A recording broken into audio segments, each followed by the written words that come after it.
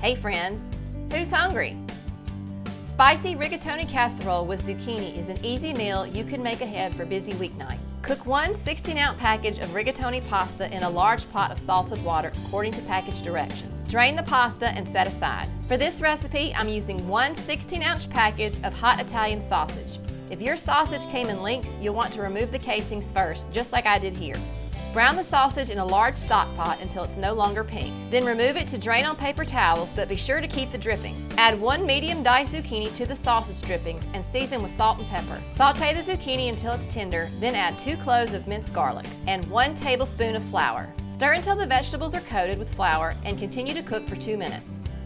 Next, add one 15-ounce jar of your favorite tomato sauce. Then add 1 tablespoon of chopped fresh basil and oregano. We're also going to add 4 ounces of softened cream cheese and 1/4 cup of grated Parmesan.